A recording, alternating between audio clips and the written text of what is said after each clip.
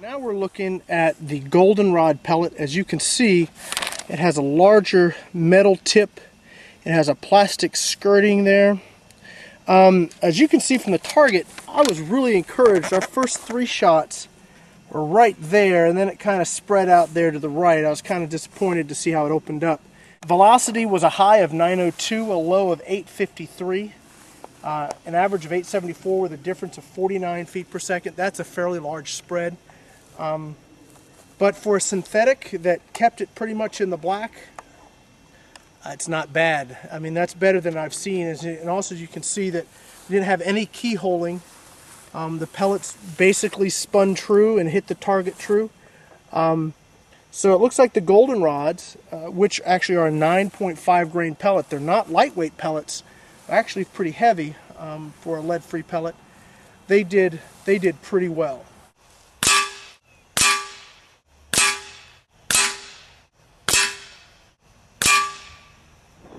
Pellet we're going to look at is one of my favorites. It's the Crosman field point pellet, which is very similar to the Crosman Premiers in the cardboard box, although these have a slightly more pointed tip.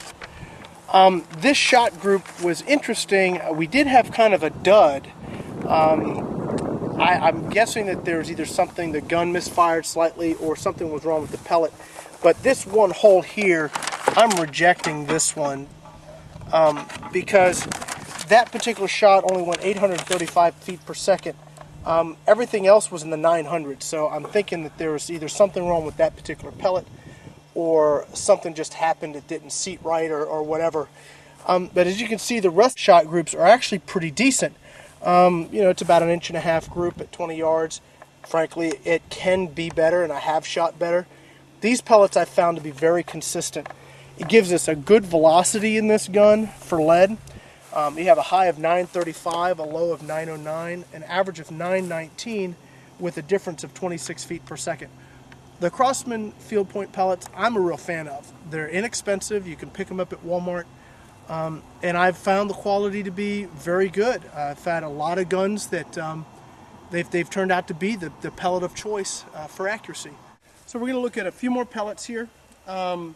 We're going to start with these JSB Exacts. Now these guys, when you can find them, buy them. They're outstanding. I've heard supply can be a little tough, so when you do see them in stock somewhere, stock up. They're a kind of a Diablo pellet. From what I hear, they self-stabilize, so even guns where the rifling isn't perfect, they shoot very, very true. We're going to go right from that to these BAM pellets. I got these from BAM. They are 8.6 grains. The interesting thing about their pellets is they are 100% lead. They do not use any sort of alloy, and it makes them very soft pellet, also makes them spin very, very true. I've had a lot of success with these pellets, so we're going to look at those. Then we're going to look at these Crosman lead-free Silver Eagle Wadcutters. We're all getting down to the rafters with our final velocity testing. So let's move now. We're going to use the JSBs, then we're going to use these BAM lead only pellets, followed by the Crosman Silver Eagles, and we're going to wrap up with the Raptors.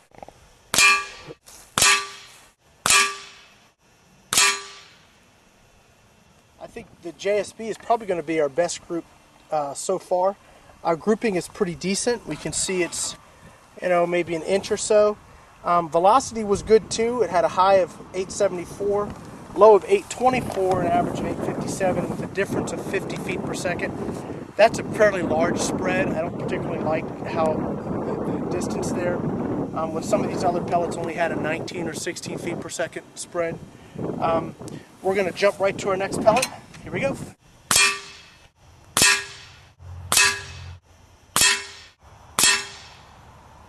Well, there's something to be said about pure lead, because as you can see, other than this kind of oddball one out here, we had a very nice group. We had 2 shots go through that hole. If we took that one out, that's definitely heading towards the right direction. Velocities were good as well. It had a high of 870, a low of 858, average of 863 with a difference of only 12 feet per second. That's what I expect out of the Gamo gun. It can do that. It should do that every time. I've got some other types of those lead pellets from BAM. maybe another day we'll take a look at all of them and see if a different shape will give us a little bit better grouping. I forgot one pellet we're gonna kind of slide in there, which is the Crosman Premier Hollow Point.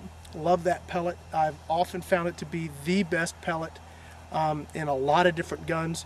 It seems to be consistent and seems to hold its accuracy over a very long range.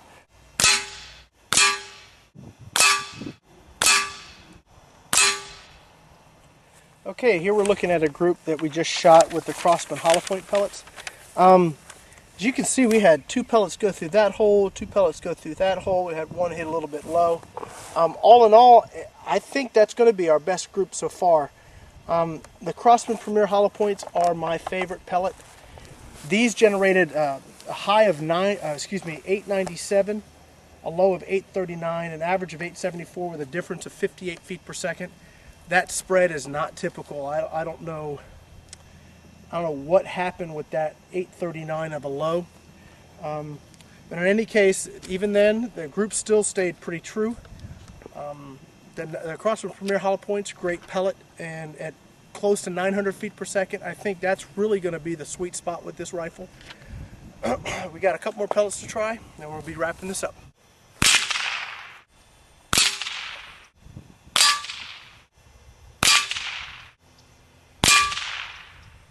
Okay, we're looking at the Crosman Silver Eagle lead-free pellets. They are extremely light, and if you probably heard in the video the distinct crack that they make as they go through the air and break in the sound barrier. As with these lightweight pellets, you can see some really distinct. This is a great one right here. They're destabilizing. They stay on the paper, which is better than some of the ones we had that were lead-free. Velocities were all over the place. We had a high of 1,193 feet per second. It's getting pretty close to the 1,200. Unfortunately, our low was 1,101. So with a difference of 92 feet per second, that's a very large spread. I really wouldn't recommend this pellet in this rifle. We're up to our last pellet. We're going to take a look at the Gamo Raptor. We'll see if we get our 1,200 feet per second. We'll see what kind of accuracy we get, and then we'll have our summary.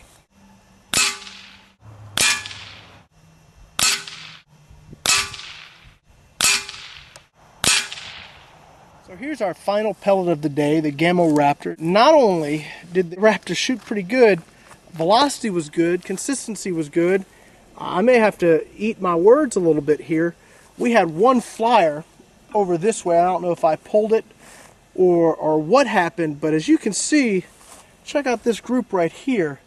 That's 4 pellets right there with a 5th one hanging out over here. I shot 6 because of this flyer, but that's pretty darn good out of a lead-free pellet at 20 yards.